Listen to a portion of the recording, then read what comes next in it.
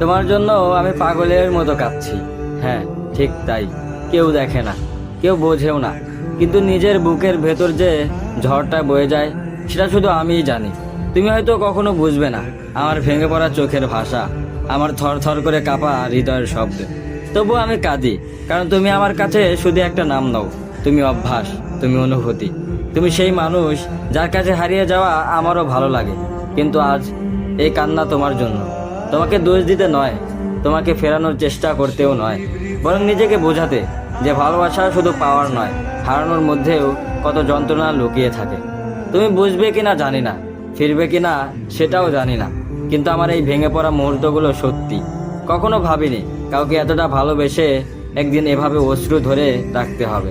তবু আজ যদি তুমি জানতে এই চোখের প্রতিটা ফোঁটা জল তোমার নামেই পড়ে, হয়তো তুমি ফিরবে না, হয়তো তুমি জানবেও না, কিন্তু আমি আজও তোমাকে ভালোবেসে পাগলের মতো কাঁদছি।